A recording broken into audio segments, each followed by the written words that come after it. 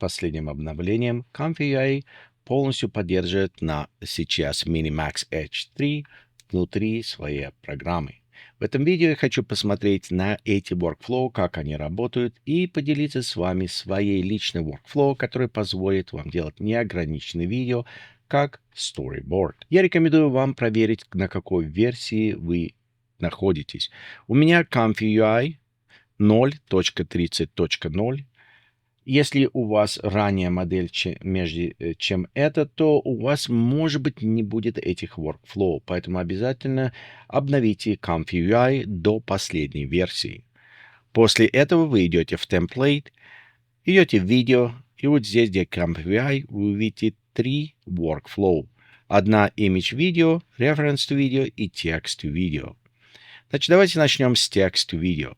Это самая простая модель, где вы здесь указываете Resolution Selector, и он будет везде точно самый.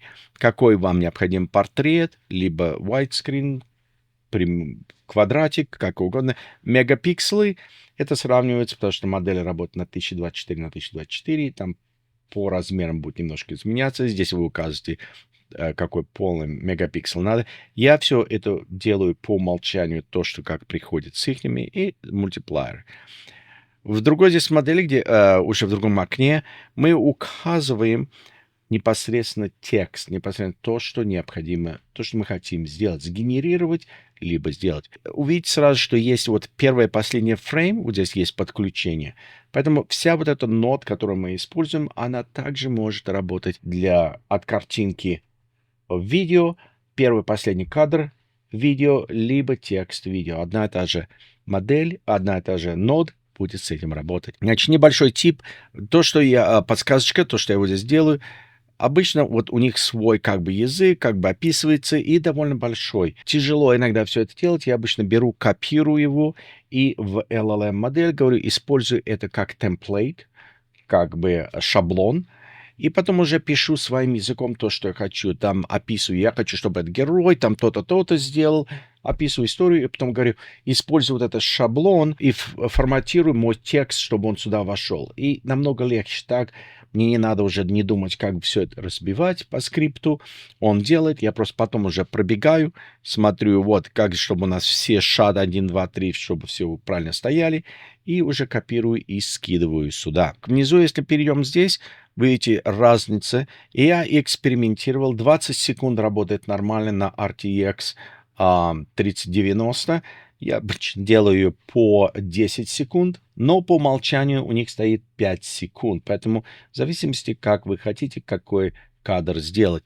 Если у вас 10 секунд либо 20 секунд, заметьте, что вот здесь кадр, у нас раскадровка идет до 40 секунд, значит, у нас последний кадр будет стоять дополнительно 10 секунд. Так что имейте в виду, когда мы описываем вот эти вот кадры, у вас должно здесь последнее совмещаться с тем, что стоит примерно по длине в durations. Давайте перейдем теперь к той же самой. Та же самая модель. Вот только вот увидите то, что мы здесь делаем. Подключаем сейчас картинку. Мы также можем это подключать как первое и последнее. Сюда либо еще другую вставлять. Даже независимо от того, что она сама генерирует, я не рекомендую. Потому что у них неплохие модели. Текстовая очень хорошая модель. Видео хорошее. Но генерация картинки очень примитивная.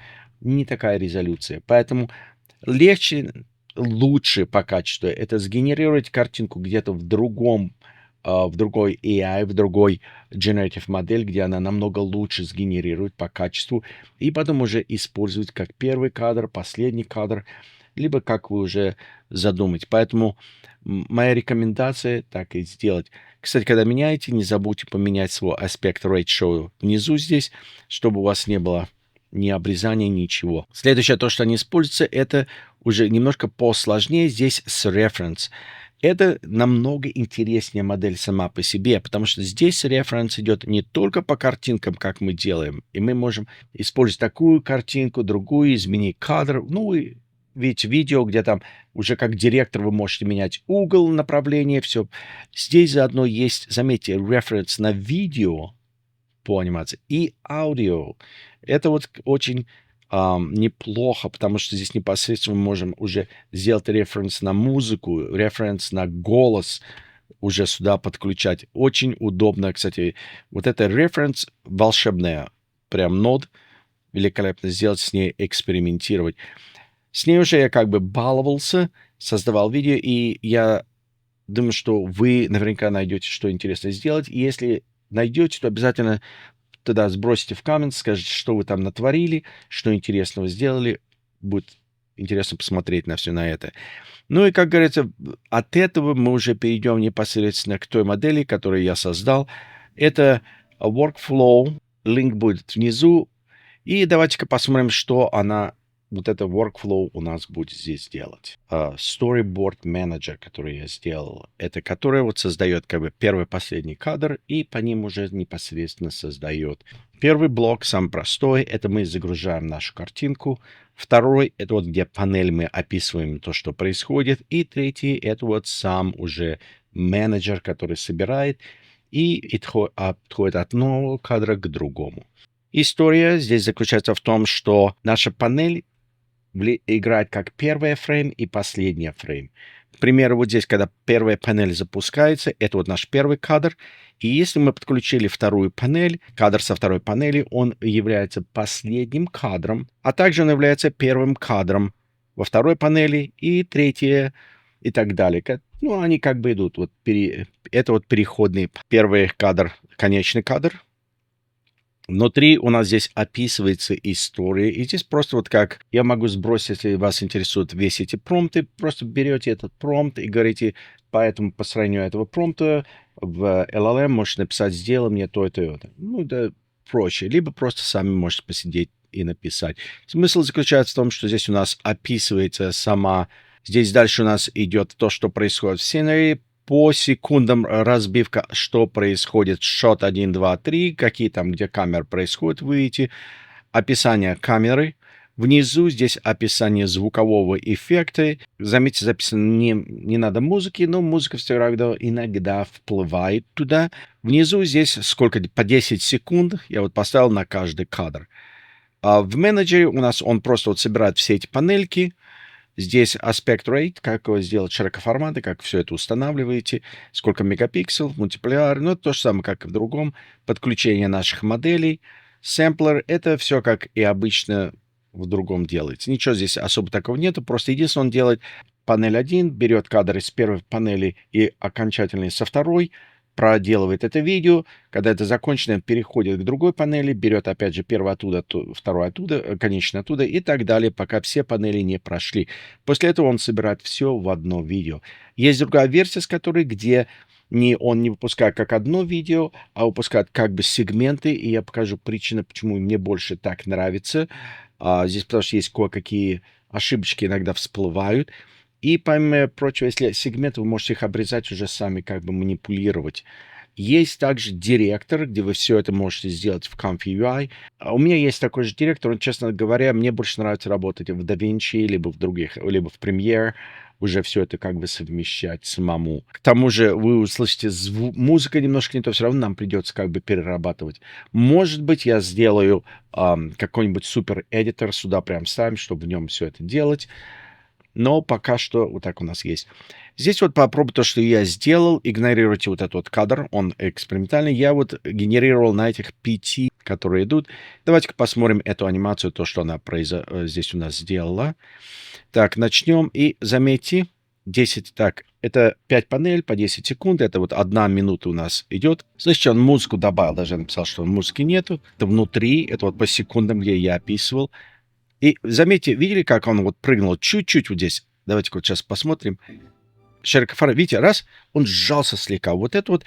И иногда бывает, когда он делает, он расширяет, потому что первый, последний фрейм. Мне надо будет посмотреть более в код, может быть, исправим кое-что. Но вот это очень легко исправлять в редакторе. Если у меня была вторая панель, я могу их состыковать, там чуть-чуть наплыв сделать, и это заметно не будет. Здесь же, конечно, когда он делает вот эти состыковочки, уже немножко не то, их сразу в глаза бросаются. Давайте дальше пройдемся. Анимация великолепна. Я имею в виду, вот как делать, как это, видите, красиво, хорошо так все сделано. Переход, consistency. Опять же, вот немножко такой переходик был грубоватый, конечно. Гора растет, но это можно уже в промпте сделать. Вот сейчас здесь к тебе подойдем, Видите, гора у нас идет, и нету деревьев около пещеры. Это тоже, скорее всего, в промпте надо будет вводить. Видите, они раз, и деревья, оп, перескочило. У нас motion быстро-быстро шло и остановился. В редакторе я могу скорость подправить. Здесь же немножко уже так идет. Но все равно довольно неплохо. Вот мы перешли, видите, раз, и елки-палки эти выросли. Но это, скорее всего, не состыковочка с первым-второй кадром. Мы подошли к пещере. Вот опять же перепрыгнул на другой кадр. Он чуть-чуть расплывается все-таки, первый-последний кадр. Там немножко мне надо подправить. И вот переход очень грубый здесь был, честно говоря. Вот видите, вот давайте вот перейдем сюда. Вот отсюда, видите, он раз прыгнул, он плавно не перешел. Это надо было. Это два разных кадра. Он должен отсюда как бы выйти из пещеры и встать. Но здесь, может быть, тоже надо сгенерировать фрейм промежуточно между и вставить. Скорее всего, указать то, что я думаю, что модель потерялась немножко здесь. Вот другая проблема будет, вот у нас стоит, и я сказал, чтобы он вышел из пещеры. Это вот был как бы один кадр, и вот видите, он выходит, но он выходит уже с двойником, то, что нам этого не надо. Все это, скорее всего, можно решить легче, если вот разбивать более на маленькие сегменты и поставить как бы пещерка без него, пещеру он там, тогда AI получше будет выходить. Я, скорее всего, сделаю это по большим, по 10 секундам сегменты, и они грубоватые. И это вот 100% это моя ошибка, это не AI ошибка, это можно было как бы переработать это. Но опять же, музыка там, хотя эффекты нормально. Ну вот видите, он вышел и сделал довольно неплохо. Тот же самый персонаж, просмотром можно все это, конечно, подработать. Но, слушайте, я думаю, что это довольно неплохо модель. Мне она нравится. Мне кое-как мне даже нравится больше, чем LTX, потому как она работает. Но мы еще посмотрим. Посмотрим, как это LTX, новую модельку они сейчас подготавливают. Она скоро выйдет. Потом посмотрим, как они будут вместе этого работать.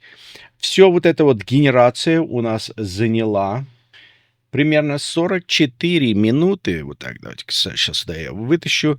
Ну, где-то 46-44 минуты на 10 секунд.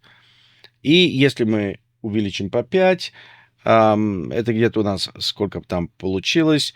Примерно 3 часа, 3,5 часа, где-то так. Я грубо очень так округляю. Примерно заняло, чтобы вот сделать 1-минутную анимацию с этой резолюцией. И это, конечно, высокая резолюция анимации. Это идет 1080p, HD резолюция. Здесь довольно неплохо. Я думаю, что это очень хорошая модель. Я буду подновлять это менеджер. Кое-что я хочу туда добавить, чтобы он разбивал по сегментам, либо целый делал. Поэтому, если вас интересует, то подпишитесь, лайк, бросьте там comments и увидимся, когда все это будет выйдет. Все то, что вы видите, все эти ресурсы, они бесплатно. Вы внизу там линк GitHub, туда идите, загружайте эти ноды и workflow устанавливайте и дайте мне знать, что, как, чего вы сделали. Огромное спасибо, что посмотрели это видео. Все вот эти сегменты будут в конце видео, вы можете их прям посмотреть, как что сделано. И мы увидимся в следующий раз. Пока.